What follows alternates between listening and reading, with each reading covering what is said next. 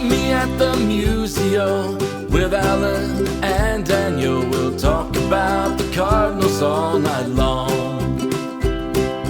Everyone come gather round, listen to your favorite sound. We'll talk about the Cardinals all night long. We'll talk the games and all the rest, about the team that we love best. We'll talk about the Cardinals all night long. We're gonna talk about the Cardinals all night long.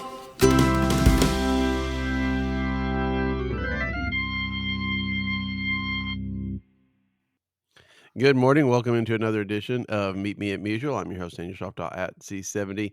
With me, as always, Alan Medlock, A Medlock 1, coming to you Saturday morning. It is the first week without Cardinal baseball. The Cardinals wrap up their season on Sunday. Alan, it was such a busy week. So many things that went on, so much to talk about. Before we get into that, though, I guess maybe we should do just a little bit of that last series. There wasn't much that came out of that series that was interesting, but the Cardinals did win 2 of 3. They finished 83 and 79, and it's not where they wanted to be, but it's probably better than it could have been. Yeah, and maybe should have been. You know, when you look at overall run differential and stuff like that, I mean, that's a pretty good argument that they played better than expected. Really, well, not what we expected, but what their numbers say should have been expected. But yeah, like we talked about last week, the last month, take away the Cincinnati sweep, it was actually kind of fun baseball to watch. And you knew there were chinks in the armor and things were going to switch it. There was going to be some change. And as we got closer to the end of the season, then you have the Katie's article that comes out, which now in hindsight you realize was kind of leaked a little early for a reason. Some of those, I think that was kind of a planted story, to be honest with you. And you could kind of see it, but overall it was I enjoyed watching the last month or so. Yeah, the Cardinals went 15 and 11 in September.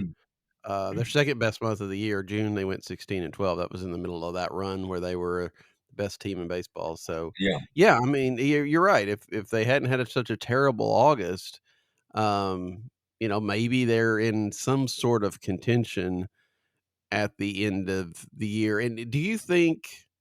I mean, and after what we know from this week, do you think it would have mattered? Do you think that if the Cardinals had, been in the wild card race, maybe up until the very end, maybe even gotten one of the last wild card spots, do you think it would have changed how the Cardinals approached this winter and going forward? No, I don't. I think that this was. I think that all the moves last offseason were a final push to see, hey, let's see how deep we can get, knowing that you had the expiring contract at first base, and the backloaded contract of Gray. That makes a lot of sense now. That this was probably going to be the way they approached it, regardless. I think not to just put it on one player. I think the ability and arguably the fact that your best player is a rookie and it looks like he's going to be a mainstay at a position that's big in St. Louis at shortstop, I think that kind of gives you a little bit of – I think that's what they wanted to see, which made this transition a little bit easier. Now, of course, they won't use the word rebuild, and he's been great about that on the Seeing Red podcast. I will tell you, I want to throw a couple things out. Will and Bernie have been fantastic in this. I don't know if you follow it much, but they have been really, really good. And Bernie has been out in front of the development issue. I mean, he's been talking about it for 2 months probably. Mm-hmm. But another one that I highly recommend you listen to is Matt Carpenter on the best podcast in baseball. That's one of the better ones I've heard in a long time. And I'm a big Carpenter guy. But there was a lot of things that are said in that you thought, okay, I think this may be the long-term game plan.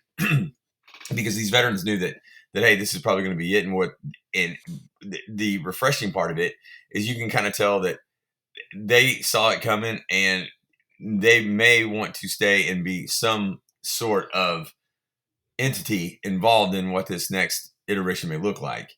But back to the main question, I think that this was the plan all along. I think that the short contracts with options leads to that. I think the backloaded Gray contract and the fact that I don't know if they ever really considered signing Goldschmidt probably speaks volumes.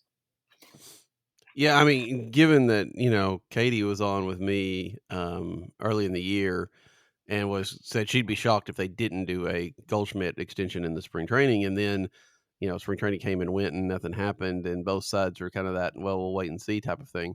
Yeah, I mean, it probably was. I mean, if Goldschmidt has an MVP year or something and they, make it to the playoffs, then maybe that changes. But I think they definitely wanted to leave all those options open for a change. Now, um, you said something about not calling it a rebuild. And I know a lot of people have kind of pushed on the Cardinals for their terminology. Um, for me, I understand it. Because to me, a rebuild would be, and we haven't seen it yet. I mean, so we could get into this kind of thing, right? Sure.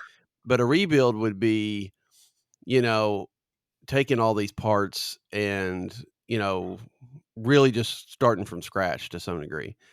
And no matter what the Cardinals do, like probably what 60% of this team's going to be back next year, if not more, Mm-hmm. because you've got Wynn, you've got Walker, you've got Burleson, you've got Newt Barr, you've got Donovan, Gorman, you know, Victor Scott's in this, although, I mean, and or Michael Ciani, maybe both. Contreras, we don't know yet, but then you've got Herrera or Pages. That's, they're going to have catches. There's going to be a lot of familiar faces. And for me, a rebuild is you're getting rid of a lot of high price guys, and it's going to be 2 or 3 years before you do anything. Again, it depends. If they trade off Sonny Gray, if they trade off Nolan Arenado, if they trade off Wilson Contreras, then this is different. But as the team stands right now, even, if you're replacing, Lynn with Michael McGreevy and, Gibson with Gordon Graceffo or anything like that, and you look at this team, I'm not saying it's going to win the division or anything like that, but it's a team that can be a 500 team, right? I mean, Agreed. Yeah. right in that time. So, and with a, if the Brewers took a step back, I mean, the rest of the division looks like it's about to take a step up. So I get this, but it's not like you have to, be on something to see a way that the Cardinals could, be in a competitive spot next year. And so that's, to me, why I would understand why they're trying to say reset, because a rebuild sounds like you bring it down to the foundation and start again. And I don't think they're going to do that. Now, if they trade a Gorman in all this too, trade all the big stars, start trading a Gorman and something like that, then maybe you get to it. But where we are right now, I think that the reset term makes sense. Yeah. No, I completely agree. I mean, you could convince yourself that next year with what they have coming back may be as good as this year. You know what I mean? I mean, there's contracts I feel like you at this point you have to move, and that's Helsley, because you're not. I mean, because you've got to get a return now. And the other three being Contreras, Arenado, and Gray. I was kind of surprised that Gray's name was leaked out, but I think that it is probably a disservice if you at least don't say, hey, listen, you know what, we're not trying to move them, but the availability is its highest that it's been in forever. I think that you almost have to look at those things in the situation, and that maybe more for the fairness of the player to be like, hey, this is what we're gambling with. If you're not comfortable with what we're going with now, then these are the pathways to moving out of here, or what we can do. Are you open to that, type situation?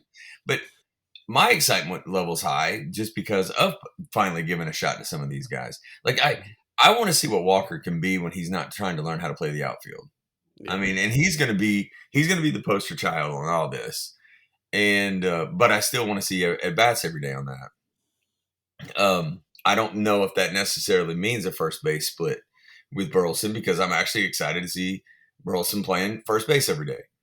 So I don't know. I'm actually really excited about next year, because then I think that you're going to have young arms through and through, and this at least I guess that tempers your expectation a little bit more. But knowing that, hey, if if uh, if they play well, they're going to be probably in the same situation they are right now.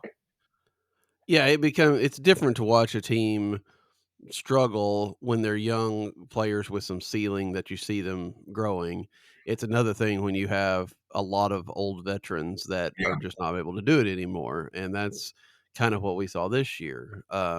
Unfortunately, some of those veterans like Miles Michaelis are still probably going to be on this team next year. I can't see a way. Um, Somebody was, I don't remember where I read it.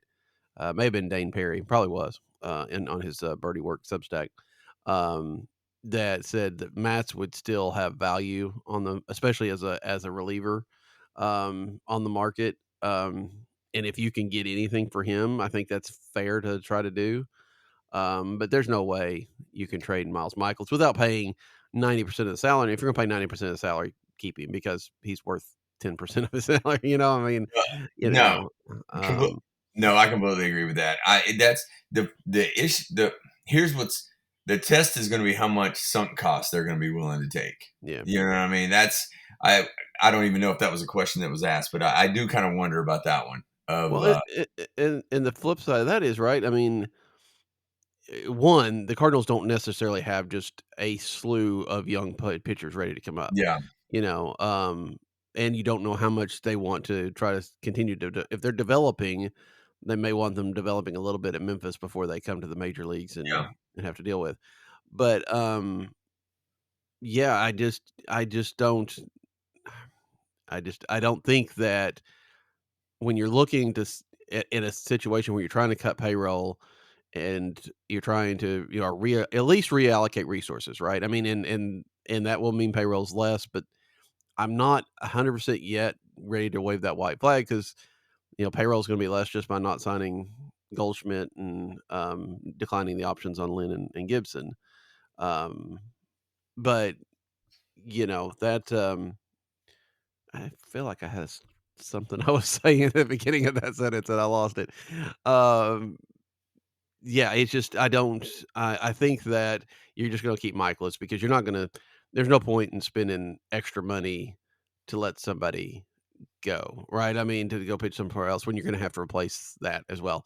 You're not gonna be able to get any savings, and if you're trying to, either reallocate resources to the minor leagues or, keep some sort of payroll, it just doesn't make sense financially to do that.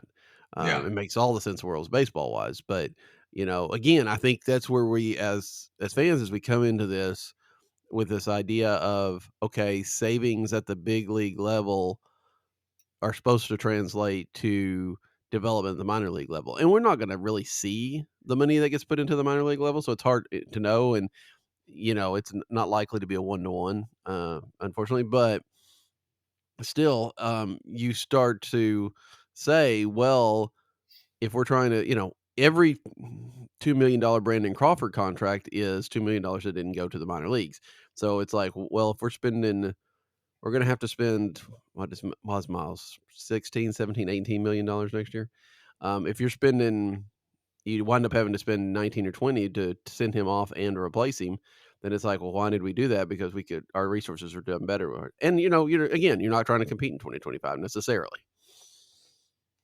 yeah. It's we had a couple the conversation a couple weeks ago turned into you can only keep one of these guys, and that's and it was one of the arms that we were kind of said, well, you can't bring everybody back essentially, Right. and they made it clear that's not going to happen. They're not going to re-up any of the 1-year guys. So you're right. I mean, there has to be somebody that can pitch some innings in there, and it's as big of a Michaelis guy as I am. I was really hoping that they would be able to turn the page this offseason and just go a different path. But yeah, you're right. I mean, it's one of those to where. You start looking at that, and maybe if you do trade Nolan, you're going to eat some of that, and it's just that's cost that's not going allocated to some of the developmental side of it. That was the sole reason they did the press conference. Right. We found out about some of the coaching staff changes yesterday away from the press conference. So that Right. tells you anything. Yeah. I did think that was interesting. We'll get to those things, but let's go ahead and just kind of transition then to talk a little bit more directly about that press conference. What was your takeaway? I mean, just overall, what did you when you watched that or listened to it or read about it? What was your general takeaway?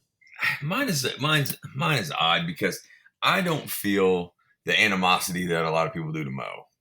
Right, right. Because I like as an executive, that's what I would want to be.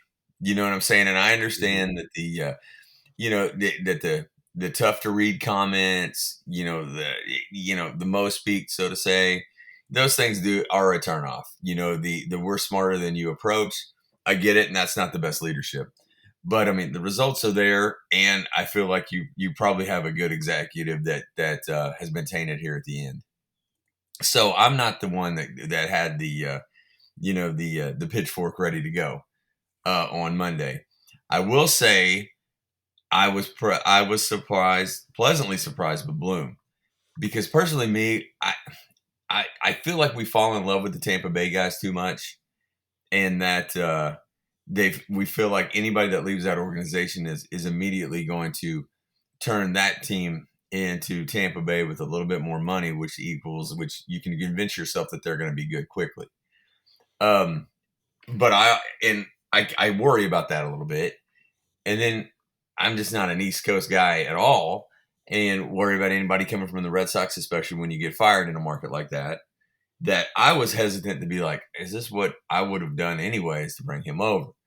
But to hear the approach and to see the articles and all that, I'm like, okay, I can buy into this pretty quickly, and Mhm. I don't feel my takeaway from it is I thought that it was going to be more of a funeral type situation, then it turned into be kind of a hey, let's change direction and go and let's be more progressive in things that we've clearly been lacking to do. And we hung on to our values maybe a little bit too long, which people do, and the results are there. And that let's be honest with each other, it's an 83 and 79 team. They win 20 plus games more than they did last year. There's a lot of organizations that are cheering that. St. Louis Mhm. doesn't because the Yeah. standard is set so high. So I Yeah. walked away from it thinking, okay, they achieved what they wanted to do. My concern now comes from the fact that I've lost a lot of faith in the ownership group. And Mhm. that's where I walk away with a little bit of hesitation. And time's going to tell how much leeway they're going to give this new front office and how they're going to build it and how they're going to be able to improve because I'm not so sure the top dollar is going to change. Yeah, that was kinda my takeaway as well. I've been a big defender of the DeWitts for a long time. I started writing the blog in 2007, and one of the things I did that off season was I remember a 4-part, series, crunching payroll numbers and showing where St. Louis was and, where it could have been on dealing with the market and all that kinda stuff. I think they've been really good owners. Maybe not the best, but they've been good owners. And you look around baseball, it's very easy quickly to see how bad ownership can be, right? Even in the Central. David and I talked about this on Gateway this week, but it's very, very likely that the Cardinals have at least the second best ownership in the Central, right? Yeah. Because the Pirates are terrible and the Reds have had their issues and the Cubs even don't spend like they could and do what they could, and especially with that market. Um, if it, and Brewers ownership's doing what they're supposed to do, and and they're getting reaping the rewards. Um, but it did feel, it felt like the DeWitts, at least I don't, and I say the DeWitts, I don't necessarily Bill DeWitt the third is still a bit of a cipher, but it felt like Bill DeWitt Jr. especially had kind of been drug into this. Um, like I No, I told agree. I mean, yeah, I wrote a comment again over on Dan Perry's uh birdie work, but it was I have wonder because we've heard that John Mozeliak was the one that really advocated for Heim Bloom to come into the system. And he had to know. I mean, he knew going in when that Heimblum had a good chance of probably taking his job. And again, Mo was looking. I don't think Mo was looking for an extension anyway. I think he was ready. He's been there a long time. I think he was ready to move on at the end of his contract anyway, at least into a different role. But I feel like one of the reasons that John Mozeliak may have wanted somebody like Chaim Bloom to come in and do what he did with this audit of showing where things were, how things were bad, is that he knew that Bill DeWitt would respect that, and he needed that kind of a jolt from the outside, because Mo may have been trying to tell him, and you know how it is when you've got a familiarity and, "Oh, yeah, you're probably right," and this kinda stuff, but maybe it's not that bad, but you get somebody in that's respected in the industry that tells you point by point here, and Mo didn't necessarily have the time to do all that either, but, um, to say, "Here, this is where you're falling behind, and this is how far behind you are," then that could, that'll wake somebody up. And I think that might have been the impetus. I'm wondering how much Mo has been, because it's been a little bit different, right? To see them sign Contreras, sign Gray, and give up the draft pick. Um, that was something the Cardinals never used to do. And it's a little bit weird that they started to do that now. And I don't know if there was some sort of idea that Mo had to make sure that the major league team stayed good because they weren't getting anything in the minor leagues. It's all these dynamics that would be very interesting to know and be able to see behind the curtain. Um, but that's my feeling, is that because we listened to that press conference, and even though Bill DeWitt read that, opening statement, when he gets questioned, especially I think by Katie and by others, it said, "Hey, he really didn't want to admit that there was a problem, right?" Yeah. He's like, Yeah. "No, we were innovative. We just, and then all of a sudden we have to catch up." And it's like, well, why do you have to catch up? I mean, there's a reason for this. But he never wanted to say, "Hey, we took our eye off the ball. Hey, we got a little complacent. Hey, this was working, and then, but which meant we didn't necessarily feel like we needed to innovate, and maybe we should have." None of that. I mean, easy ways to say, not to that don't look like you're incompetent, but you still recognize the problem. And it was more like, no, we're still really good. You look at these players, we're still really good at this. We just, you're going to try to be better. And it felt a little tone deaf. Yeah. No, and you hit the nail on the head, because I wondered about that too. Because if they would have came in and be like, listen, you're never going to say these terms, but we were terrible and we're behind the eight ball. We were married to what we have. Let's work together to improve this.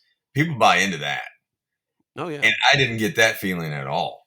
That's the thing is, and if you want to know the truth, that's a PR hit.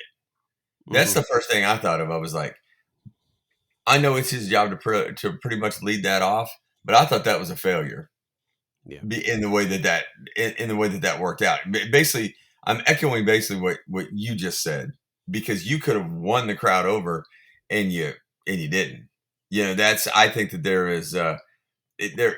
I think that those comments, his comments, angered people more than it did think, okay, we're in the right Hmm. spot, because then it immediately turns into, we're in a rebuild with the same people. And you could have won that press conference in a heartbeat. Yeah. Yeah. I absolutely agree. I mean, I get there's that mindset of you never want to run your team down. You want to encourage people to come to the ballpark, and telling them, you know, things are terrible is not going to do that. And I think there was a way, and I honestly think this is kind of what he was getting at. We talk about the development of problems, but still, you have players like Mason Wynn. You have players like Jordan Walker, who, again, we'll have to see how this goes, and maybe we've messed him up, but there are young players on this team that are worth going to see.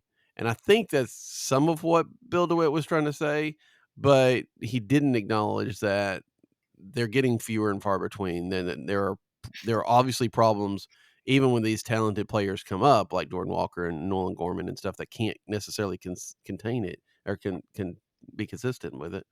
Sustain it. That's the word I was looking for. But it was, and I think Mo is a little bit more like that. And of course, Hein Bloom says, everything needs some work. And those are guys that are a little bit more in tune with, and I know people want to say Mo's in tune with stuff. Mo's more in tune than a lot of people. I think there was a reason that he stepped in and said, no, payroll's going to go down. He didn't him and haw Yeah. like, after Bill DeWitt did. And again, he doesn't know what it's going to look like. They haven't given him a budget yet. But it did make me feel like Bill DeWitt has lost a step or two, right? Yeah.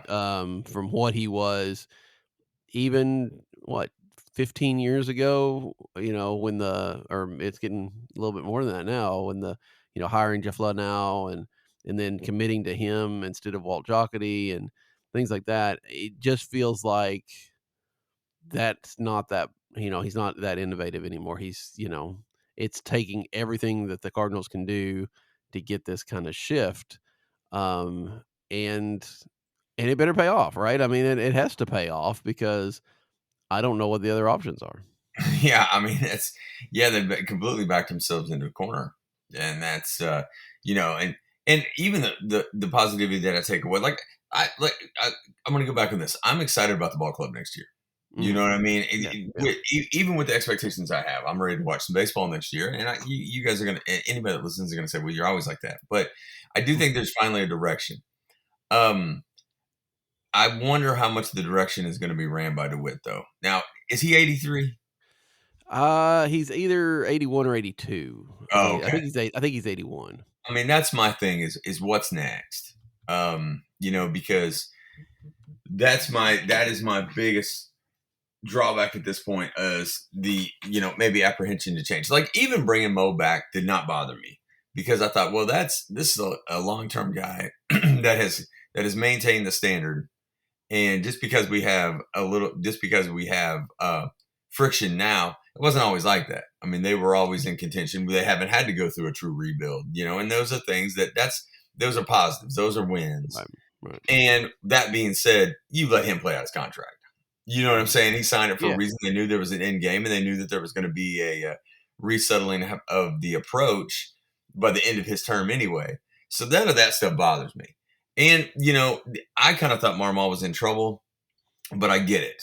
I completely get it. And they've targeted the problem. I think Bloom has targeted the problem. I think that they're going to follow a game plan.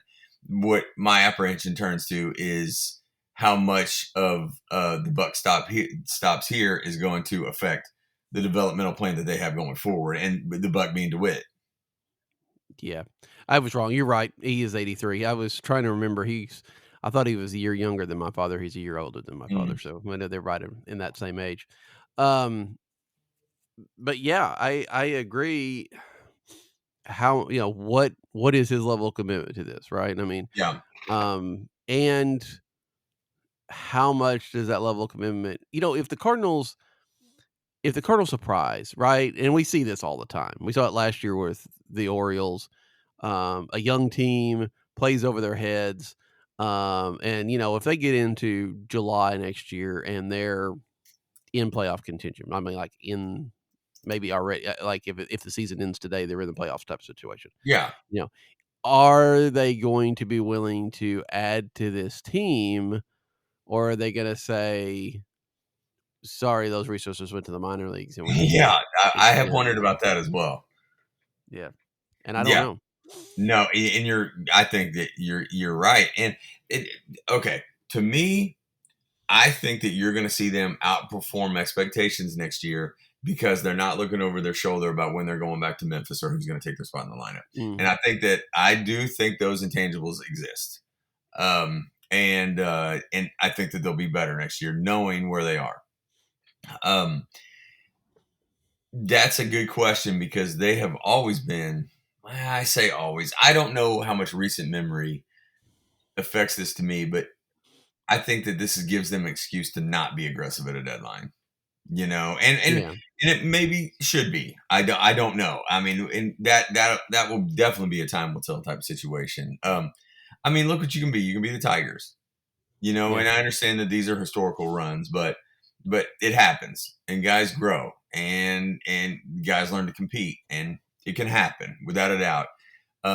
That's just like I said, the bit of the thing with me that's the biggest hold up to being extremely excited is that the guy with the purse strings is the one I'm most worried about on any of these.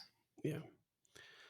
I think it's also going to be interesting to see, Kyle has talked about this a number of different places about the obstacle, I guess, that was Gary LaRoque. Um, over the last little bit. There's no doubt, again, he has gotten plenty of flowers as after his retirement, and Mo made a point of, you know, singling him out in the press conference for praise. And I know that, sounds like a great guy, all of that. But it's also fair to say that it seemed like the game had passed him by, and I don't know how long ago it's been. Sure.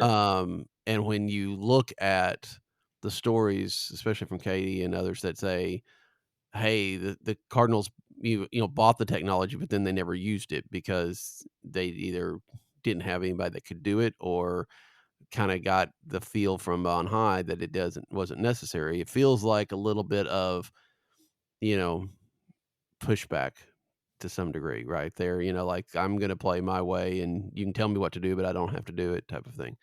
Maybe that's misreading. I wouldn't be surprised. It's not a situation that I'm completely familiar with. But I wonder how much that change is going to make a difference. I mean, obviously they're going to have to put more resources into this. The fact that they had, and we talked about Katie's article last week, but the fact they only had 5, minor league coordinators when everybody else has 15, Yeah. then, they're going to put a lot more resources in that. No, hopefully that's what we see. But I'm wondering if they, when Chaim Bloom hires whoever this guy is going to be, and of course Chaim Bloom is going to pay attention to this over the season. This is his focus for the whole year. Um, I'm going to be very interested to see how, and I want to talk to Kyle too about what we need to see. How are we going to see these changes? What is it? Is it as simple as, and it can't be as simple as, wins and losses on the field, because at least 2 of the 4 teams made the playoffs this year, right? So, you can't just say, "Oh, well, you're getting winning baseball in the minor leagues." That's part of it, but it can't be all of it. So it'd be interesting to see what other kind of benchmarks we need to be seeing, that, and maybe it's prospects jumping up on the top 100 list or something like that. I don't know what the benchmark's going to be, but it's going to be really interesting, because I think there's going to be a lot more people than normal, and again, over the last 10 to 15 years, in part because of people like Kyle, and now the whole cottage industry to some degree that we have of Cardinal prospect watchers. We've had more focus on the minor leagues then, but I think there's going to be even more so over the next year or two, just because of, here we are. We know that the money that's not being spent at the major leagues is going down there. What are they doing with it? Yeah, that's and you talk about benchmarks that we want to see achieved before, but isn't the development? I mean, we've even talked about how competitive some of the lower levels are. Mm-hmm. The biggest issue right now is the fact that that's not translating into big league success. Correct? Right. Yeah. That's Yeah. and so that's my thing on the development side is how much are we going to see, and how are we going to see it translated? If especially if they play the youth that we think is going to happen. I mean, is part of that? Hey, they need their chance, and we're going to start this next crop that we think is coming. That's where the development's going to be. I mean, is that what the expectations are? I mean, that's the thing is I just don't know. Mm-hmm. And and it's a good question, because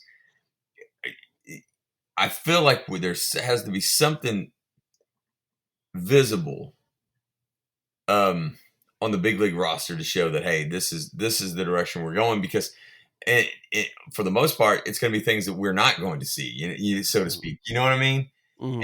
And I think that it is one of the things that's getting ready to start happening are the names that hired. Is that going to be more of a front page topic than a just front page and baseball topic? Right. I guess I'm kind of dancing around this a little bit, but yeah, what are your what are going to be the wins, and how are we going to be able to see that?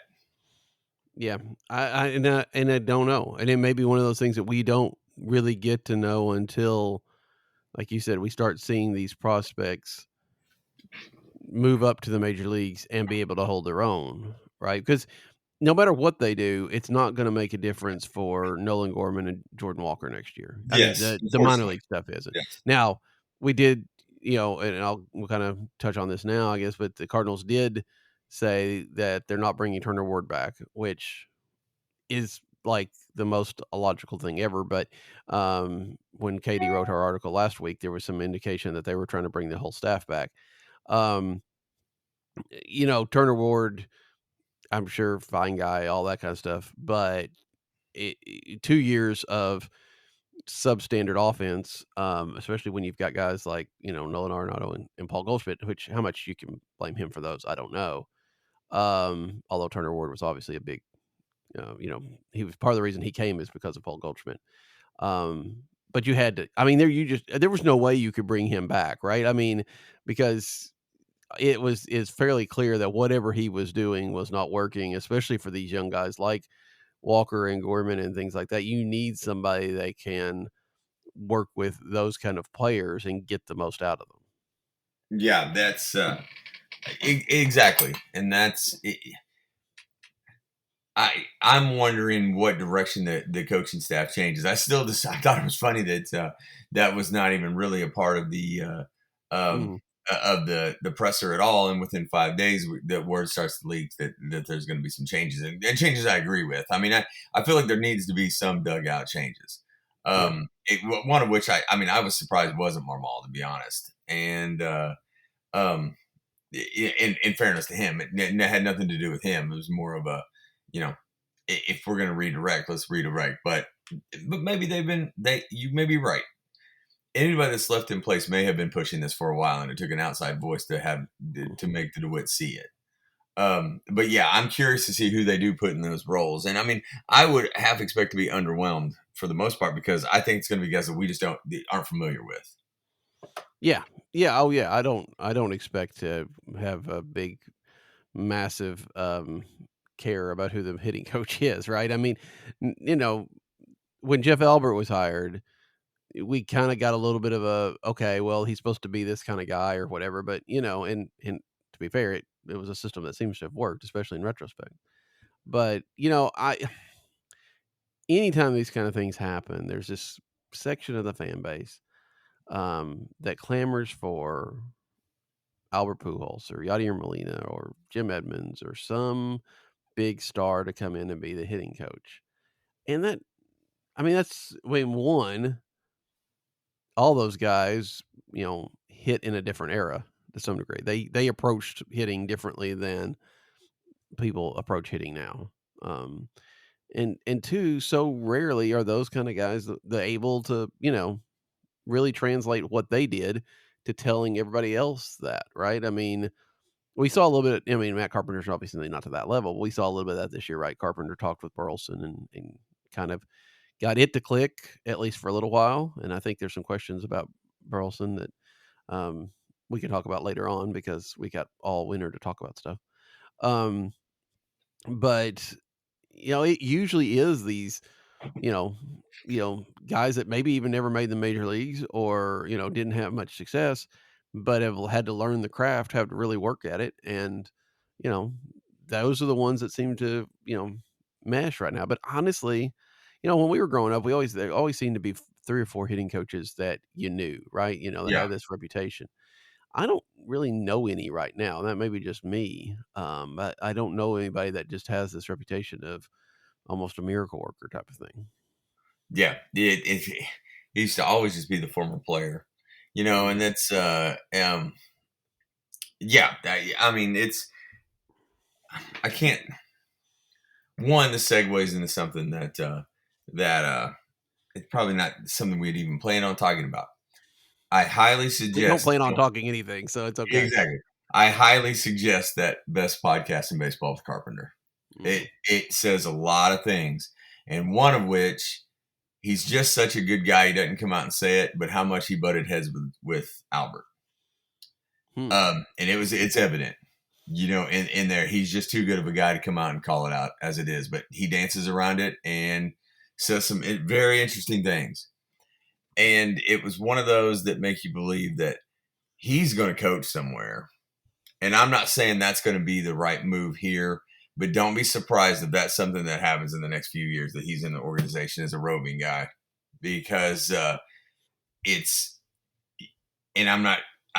think that's one of those that I'm a huge Matt Carpenter guy, but he has coaching in his blood, and he's clearly helped some of these guys, and those things are going to happen. And I'm not saying it's going to happen soon, but it's pretty clear that that's the direction some of these things are going. I don't necessarily think that those are going to that's going to be the moves that we think, because I think it's going to take a team to kind of change the whole approach about how to get these guys better coming into the big leagues. But I think that you're starting to see the writing on the wall of a lot of the things, and it started last year with how they felt like their culture took a hit, to bring some of these guys back to now. Some of these guys are talking about what they had seen when they were here, when they weren't here, and now that they're back. And it's pretty telling, to be honest. Yeah.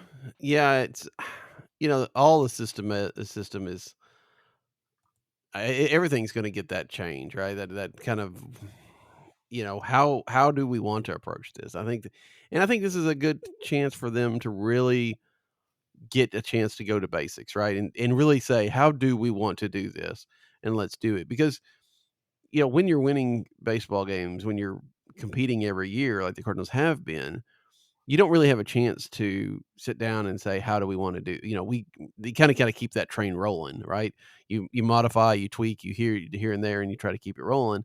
But once you've, hit bottom like they did last year, and then missing again, it becomes clear that, okay, we've got to do something different. And the chance to start something different is exciting. I mean, and a chance to see how it works. And hopefully, Heimblum has a good reputation. Hopefully that's going to continue to carry with him. And his development skills are still up to snuff. And I don't have any indication that they're not, right? So, Yeah. But yeah, it's just it's going to be different for us to, again, like we said last week, not go into next year as even thinking. I think a lot of people will be surprised if they finish third, depending on what happens this winter.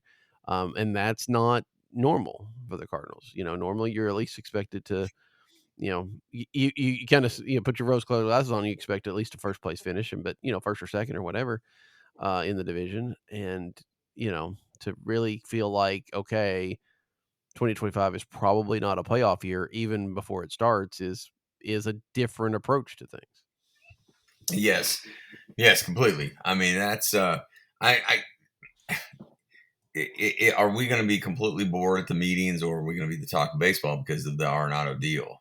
Is that I always look forward to the off season just to see how things play out and what's going to go on. And being a seller at this year could be interesting to see what happens. I think there's going to be a lot of Arenado interest, and that's one of those that I feel like that's a move that you almost have to make.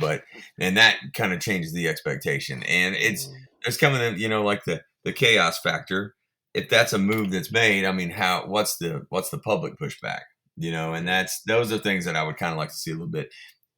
My gut is I would like to bring those three back and build around that. I just don't know if that's going to happen. Then there's a part of me that thinks that all three may be gone, but I don't know. That changes everything, but you're right. I'm curious to see what happens on the development side that changes the expectation totally. I think that, you said earlier, there was a report from Bob Nightingale that they were listening on offers on Gray. But Mo has told us before, right? They listen to offers on everybody. Yes. They would be silly not to. It does not mean they're actively soliciting offers. I will say this too, though. Does it make any sense if I told you I respect the source, I don't trust the source? Does that make sense? I mean, a little bit, yeah, yeah. Okay. It is Bob Nightingale, so I Exactly. think we all understand that. But I mean, yeah, and I think it was also premature, right? Because then we go to the press conference, which came out after that report, and Moa said he hasn't talked to any of the players about that have the no trades and see where they want to go. And I assume that's part of what he did this week. I imagine even if he didn't have it on his schedule, the players reached out. Yeah, I got to So say. yeah, and they may be fine, like you said. We saw Nolan Arenado take on some real leadership of the younger hitters this year, and given how much he went through to get to St. Louis, um, I think there's still a good chance he would like to stay here. I get he also probably, wants to play where, but he's got what, 3, 4, 5 years left on that contract. I don't quite remember. It's not like he's only, even if this is like a 2-year window, he could still be here at the end when it's competitive and still be a factor. Maybe not, you're not gonna be the leading, MVP guy, but you know, I don't I don't write off Nolan Arenado just yet. But I I agree. understand, Agree. and I also don't know, even with, and I assume the Colorado money would follow with him, even with any kind of St. Louis money they put with him. I don't know what he would bring back. Um, you know, because I don't know, like everybody's always, he's always talked about being with the Dodgers. You know, do the Dodgers really have a spot for him? Do the Dodgers have payroll room for him? Do the Dodgers have anything that the Cardinals that they would give for him? I don't know. Especially if the Dodgers wind up winning the World Series this year, they may not feel like that's a real need. Yeah. Um, but as much as I really like, we talked about this last week too, but as much as I like Wilson Contreras, that one makes the most sense to me if you're going to trade one of those three big ones, because you have catchers that need that time, right? Herrera and Pages both. I don't know that they have anything to prove at Memphis. They've shown that they can hit in the major leagues. They got to play some defense, but and with others coming up, it's harder to imagine Contreras as a catcher, at least. I mean, I guess you could, some talk about putting him at first base. I don't know that the bat plays as well there. And they DH'd him enough this year, so maybe, I don't know. But I feel like that makes the most sense. But I would not be surprised if all three of those guys are back, just because unless they really want out, unless they kind of, hey, go ahead and trade me, I wouldn't be surprised if the Cardinals keep them because, of the trade return and the fact that they'd probably have to pay money to get rid of at least the two. Well, maybe just Nolan. They might be able to trade Gray and Contreras, but they wouldn't. I don't know what they'd get back necessarily. Yeah. No, yeah, that's the catching situations is funny because that would be a move you could make potentially and have the two that are ready to go because you're exactly right about you know there's no room to grow now in Memphis. You're right. I mean, it's one of those, and Pages checks a lot of boxes of historical backup catchers for the Cardinals too. The that will be an interesting development to see how they handle the catching role because that could be an easy move Mm, and gosh, I'd love to be a fly on the wall in some of these conversations with some of the right. veterans of like, hey, do you want to move? There's the potential that we may be in a non-competitive situation in a couple of years because we're rolling with the youth regardless. Yeah. Or if some of these guys saw it in a positive enough to be like, well, I kind of want to be a part of this. I'll be curious. I would love to know the truth on that. Yeah. And I mean, you look at, again, no one really wanted to get here. And, he came from Colorado. So already he's kind of having more success here than he has in the rest of his career. Sonny Gray made a point of trying to play someplace close to Nashville. And I don't know that there's any other team that's any more competitive in that area, right? Yeah. Cincinnati is definitely not. And they're not going to trade for him. And he's been there. Um, and Contreras made such a point. I mean, Yeah, I could maybe he, has this desire to win, but and all of them have the desire to win. Don't get me wrong, but if that's is that the only thing you trade me to a contender because I've got to win? Yeah, I don't know if that's it may be. I feel like the other two have some other other factors. Contreras may not, and may I don't know. So I don't know. We'll see. I would not be stunned if all of them want to stay. And you're right. I mean, if these guys stay again, except for the whole figuring out the catching situation, I mean, it's a very similar team to last year, and so it's hard to say, you're rebuilding because you're pretty much running out. I mean, you're building a foundation within the minor leagues, but it's not what we consider a baseball rebuild, at least in normal situations. yeah. That's yeah. That and I do just kind of like we talked about. I mean, the reset moniker probably it fits a little bit better than a true rebuild of Hmm. of blowing it up. Even if they were to trade those three, you would think the return would be decent enough to where you're still. I think you've transitioned now to where you think your future is and win and plus, Yeah. and not without throwing out a bunch of names. The um, yeah, I mean it's going to be an interesting offseason regardless, and I'm curious, like, what's your gut feeling on the trades? I mean, Helsley, I think I agree that Yeah, Helsley should be gone. And that is that, and the fact that Kittredge is going to be gone, and Middleton, and some of the others that are in the bullpen is a downside because this team won 83 games, but they won it because of the bullpen a lot of times. yeah, And so you bring back the same team with a little bit weaker bullpen, you might find yourself at 77, 78 wins. yeah, But I think you have to trade Helsley. I just don't see it making sense to keep him for the purposes that you're looking at. But I thought they should trade him at the deadline this year. So you um, boy, I have trouble. I think I have trouble with the other three. I kind of feel like Contreras might go. I'd be really surprised if Nolan Arenado, and I really would be surprised if Sonny Gray. I don't think they will.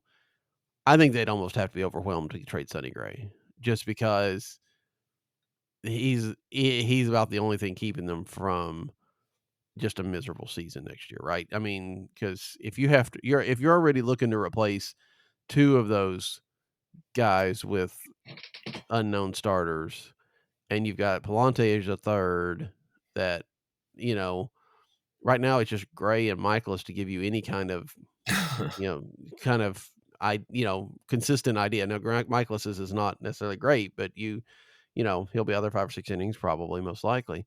Um, the others are very, very fluctuating on good or bad. I have problems believing that they would then take Gray out of that mix and put another young or find some cheap veteran or something. But yeah, I have problems believing that they would do that unless they just got overwhelmed. And being that the contract's backloaded, and being Gray was very good for a lot of the years, but he had some rough spots and he gave a lot more home runs.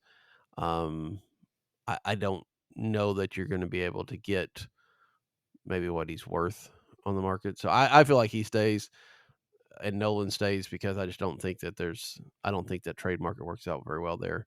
Um, I don't know. That's what I think. What about you? yeah. It's similar. I mean, I'd love to keep them, and that helps, Mhm. and that helps out. But it's in the back of my mind is how much of the sunk cost they are willing to eat. That's Yeah. because that may be more telling on the rebuild side of it than anything.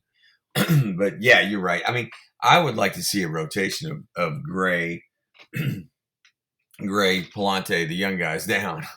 You know what I Yeah. mean? But like, it's just going to be tough to swallow the Michaelis this situation. But yeah, that's what I would like to see. Now, it,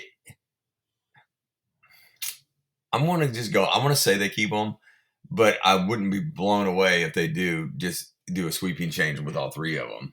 And be like, okay, Yeah. well, Yeah. now we really know what's going on. Yeah. I will say for Michaelis, my feeling is they're going to want to give Quinn Matthews some more time at Memphis. Yeah, I do think that as the season goes along next year, and you've already, it's less and less of a sunk cost to cut Michaelis. When Hmm. Quinn Matthews is ready, they could go that route. I don't Yeah. know, again, I don't know, it's a situation. Michaelis has been here a long time. Would they really want to cut a guy like that at the last? I don't know. Um, but I mean, that's at least a possibility. Or Yeah. they'd move him to the bullpen or something or of that nature and just or find an injury or something like that. So, um, okay, we've gone almost an hour on this and a lot of good stuff there. But I think maybe the even bigger news from this week was the fact that Diamond Sports comes out and Mhm. says basically they're giving up on baseball. I mean, they're keeping the Braves, and then they've got these 5 teams, the Cardinals being one of them, that they call joint venture because the Cardinals and these other teams have a percentage of, the Cardinals have an equity stake in they did in Fox Sports Midwest, and then when it changed over to Bally, they kept that. So they've got some say. But as all the articles have pointed out, the Padres and I think the Diamondbacks were the same type of situation, and Diamond just walked away from them, mid year. So it feels like that. I think they've gone and Diamond and the Cardinals are supposedly negotiating, but it also feels to me like if Diamond's willing to give these up, the Cardinals are going to be perfectly fine with that. Yeah. Um, so that means 2 things, right? One, it means less guaranteed revenue, which is another reason we've had these whole conversations about the developing the minor leagues and cutting payroll because they're out of money, but not only them, but everybody's going to be struggling with money because that's quite a number of teams. Yeah. And 2, it becomes much more likely, and I think very, very likely that come winter warm up, the Cardinals are announcing a direct to consumer streaming app service thing that has no blackouts. Yeah. Which is massive. Absolutely. You know what I mean, that's what everybody's been wanting. And yeah, now I'm starting to wonder about costs. I mean, I'm DirecTV. Do I need to get rid of it? You know what I'm saying? Oh, yeah. That was the first thing Amber and I started discussing. I was like, okay, what do we need to get rid of? What are we going to do now? What are we going to figure out? So, and those things could be fun, to figure it all out. We are hosting a play ball camp, which is it's kind of like a reviving baseball in inner cities camp on the Mhm. 19th for TBS kids. And I didn't know this, but everybody involved that signs up, coaches and players, gets a free MLB.TV pass. I Ah, know that, and I was like, this could be cool. How yeah. they're promoting the game, and how that links into this will be interesting, and things that I want to see. This 2024. This stuff's long overdue, and blackouts. It just blows me away that we still have to deal with that. Yeah. And Yeah. so hopefully that changes, and with that we're good to go. I would hope so. Again, this is something that I have personal stake in over the last couple of years because Yeah, like you said, I got to, sometime last year and before the season started and looked and I was paying over $100 a month for, DirecTV. And the only thing I was using it for was the Cardinals. And yeah, I was like, it's just kind of a little bit over the top. And, so yeah, if you send me a direct thing for $20 a month or, well, I think it was like 89.99 for the Diamondbacks or Padres or something, it was even less, a little bit less than that. Yeah, heck yeah, I'll do that, all day and twice on Sunday type of thing. I mean, yeah, it's incredible to have that option, hopefully to have that option. And I do think, Bill DeWitt, he's made references to it for over a year now. He even referenced it a little bit at the press conference saying something to the effect of we expect all fans to be able to watch games next year. So I think they were getting close, maybe been getting close anyway, because they did keep the digital rights. I don't know exactly how that mattered, but um, I do think, and again, this is an organization that likes their certainty. They like the idea that they were getting, even the big numbers, the big part of that contract still is to come. But this is an organization that has the probably the largest reach of any team in baseball, right? I mean, we see that all the time. There's always go to any road game, there's Cardinal fans there, right? The fact that KMOX was, that started generations on Cardinal baseball, through Missouri and Iowa and Arkansas and Texas and all the way out to Colorado. And, then there's people, I mean, they could sell. I would not be surprised if they were not one of the top sellers of a direct to TV. Oh yeah. I mean, you've got the Yankees and the Mets, which they got a lot of people in a small area, Dodgers, stuff like that. But even that, the Cardinals might be able to reach more people than even those teams. If not, they'll be right under them. And so this could be a good thing for them. But they got to they got to get it to work, and they got to figure out the price point, um, and they've got to be comfortable with, the fact that you might have 1 million subscribers one year and 900,000 subscribers the next year, and 1.2 million the year after that. It just may fluctuate some. It's not going to be as consistent as the TV revenue, and it's an extra layer for them. Yeah. Yeah. I think you're right on point on that. They're going to have, they'll be vast. Mhm.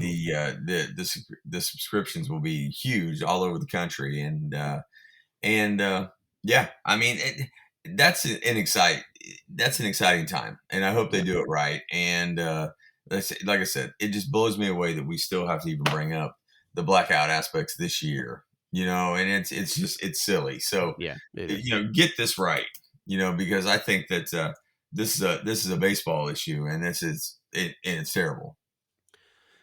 Currently, basically like MLB TV and those team packages, they just charge you for the season, right? You Yeah. pay X amount of dollars, or you pay monthly for 6 months, whatever the case may be. I don't know if it'd be more or less. I'm sure there would be some drop off in the off seasons anyway, but you wonder if they could do something like a little bit like what the Yankees have done with Yes, and create either put other programming on there, like documentaries about the Cardinals, following other players, that kind of stuff. If they could do that in the winter, would they keep enough, would that add to their market value, to be able to keep that all year long and charging, rather than just 6 months? I think that's something that's probably not first day. That's something down the road, Yeah. so they can start developing, some of that programming. But I think people are more likely to, and especially if they could get I don't know, but if they could get the rights to old games, like Oh yeah. even just some of the old games to put on there. It didn't have to be everything, but just, some important games, or even just some random games. It's occasionally nice to, if you found some game from 1987, that's like, oh, okay, Ozzy's out there and Terry Pendleton's out there and all that kind of stuff. In the winter, that can be enough to fill a void, if you will.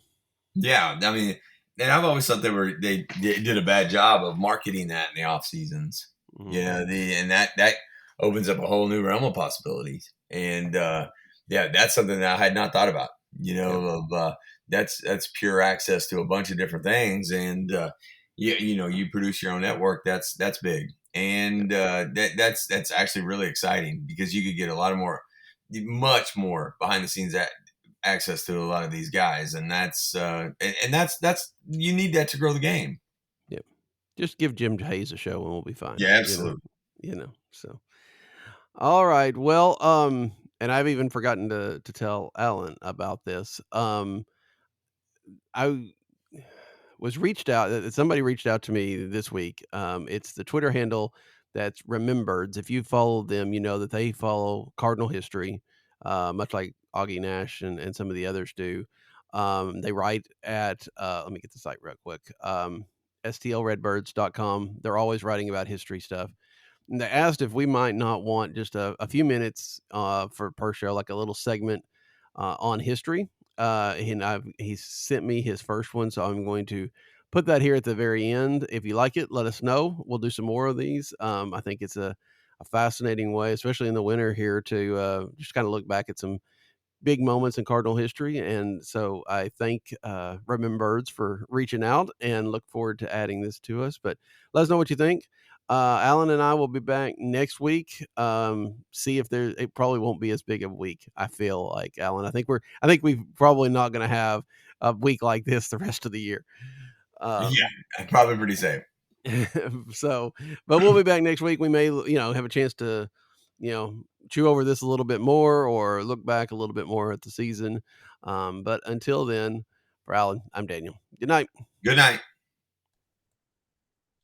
Thanks, guys. I really appreciate the opportunity to be here. I'm a big fan of the podcast, so it's exciting to hop on and talk a little Cardinals history. We're kicking things off with a look back at 1926 and the first World Series championship in Cardinals history. That year was the Cardinals' only full season under Hall of Fame player-manager Rogers Hornsby. Hornsby had been pulled into managerial duties the year before to replace Branch Rickey.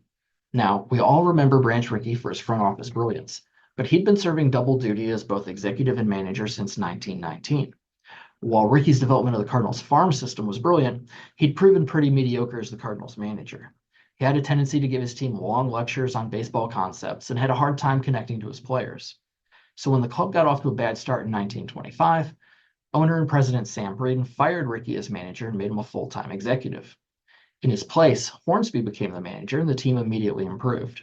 Although Hornsby could be a difficult personality in his own right, he related to his players and he instilled a sense of discipline the club needed. Now, in 1926, after hitting over 400 in 3 of his 4 previous seasons, Hornsby didn't play as well as he had in the past, batting a mere .317 with 93 RBIs. But unlike previous years, he had plenty of help.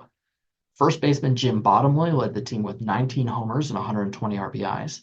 Catcher Bob O'Farrell won the MVP award that season. And 24-year-old third baseman Les Bell hit .325 with 17 homers and 100 RBIs, as St. Louis posted the National League's highest scoring offense. Despite a slow start that saw the Cardinals in 7th place in mid-May, they won the NL pennant by 2 games over the Reds, earning a date with the Yankees in the 1926 Fall Classic. The Yankees, of course, were led by Babe Ruth, Lou Gehrig, and 22-year-old rookie Tony Lazzeri. With Grover Cleveland Alexander picking up 2 of the wins, including a complete game effort in Game 6, the Cardinals forced the Bronx Bombers into a winner-take-all Game 7. For that start, Hornsby called upon 32-year-old knuckleballer Jesse "Pop" Haynes. Haynes danced in and out of trouble throughout the game, allowing a solo home run to Babe Ruth in the 3rd inning, but he benefited from 2 Yankee errors that helped the Cardinals take a 3-1 lead in the 4th. After the Yankees pulled within 1 run in the 6th, Haynes ran into more trouble in the 7th, and when Hornsby went to the mound to check on Pop, he discovered that the knuckleballer had worn the skin off the index finger, and he was bleeding so badly he couldn't throw the knuckleball anymore. So with the bases loaded, Hornsby called on the guy he trusted most with the season on the line, Grover Cleveland Alexander. Now afterwards, pitcher Flint Ram and catcher Bob O'Farrell would claim that Alexander was drunk, but Hornsby and other teammates refute that claim. The story's persisted in part because, let's face it, it's a good one, and also because Alexander did battle alcoholism throughout his life. But I think it's important to remember who Grover Cleveland Alexander was and the trials he overcame to even be on the mound that day. Alexander had been a star for the Phillies for years, but after the United States entered World War I, he was drafted into the Army. Alexander was in the midst of heavy bombardments while serving in France, and his service to his nation left him with partial hearing loss, PTSD, and epileptic seizures. When his service ended and he returned stateside, he self-medicated with alcohol, feeling that booze was the only way to prevent himself from having a seizure in the middle of a game. Now, regardless of whether Alexander was drunk for the Cardinals in Game 7, and I do think it was unlikely, no one can argue that he wasn't masterful. With future Yankees Hall of Famer Tony Lazzeri at the plate, and knowing that the star rookie was eager to come up with a big hit, especially after he hit a blast that would have been a grand slam if it hadn't curved foul, Alexander struck him out with a curveball that dropped out of the zone. He then retired the side in order in the 8th, then retired the first 2 batters in the 9th before pitching around Babe Ruth. With another future Hall of Famer, Bob Musial, at bat, the Babe broke for second and was easily thrown out to end the game and clinch the Cardinals' first World Series championship. Catcher Bob O'Farrell, who threw Babe Ruth out at second, said that a year later he was still curious why the Babe tried to steal second in that situation, so he asked him. Ruth told him that he could see that the way Alexander was pitching, there was no way the Yankees were going to get back-to-back hits off him, So he figured the only chance he had was to get into scoring position so a single could tie the game. So that's a look back at the first of the Cardinals' 11 World Series titles so far. That offseason, St. Louis stunned the baseball world by trading Rogers Hornsby to the New York Giants for Frankie Frisch, but that's a story for another podcast. In the meantime, for more Cardinals history, visit my website at stlredbirds.com or follow me on Twitter at Remembirds, REMEMBIRDS. Daniel and Alan, thanks again for having me. Hey everyone, Daniel here. Appreciate you listening to the show, and if you are a regular listener, great to have you. If you're a first timer, hope you come back. We would love it if you would rate and review the show on your favorite podcast platform. Either click some stars or give us a write-up. That would be awesome. It helps to get the show spread a little bit farther, and heck, we just like the feedback. I'm going to be honest with you. So if you haven't done that, please do. Give it a shot. You can find us anywhere you find podcasts for the most part. We're also on YouTube. If you're interested in, putting this on in the background, there's no video with it yet. Hopefully never will be. I don't think you want that, but who knows? You can find us, search for Meet Me at Musial, or you can look for Daniel Shoptaw under my personal account. But the shows upload there, so if you want to listen to it there, you can. Contact Alan or Daniel or me. That's me, Daniel. You can contact us at any time at C70 at amedlock1. You can follow the Twitter account of the Musial at Meet Me at Musial. And thanks for being a listener. Appreciate it, and talk at you later. 0-1 to Poole. In the air, left field, and Pujols has given St. Louis the lead. A dramatic, towering 3-run home run.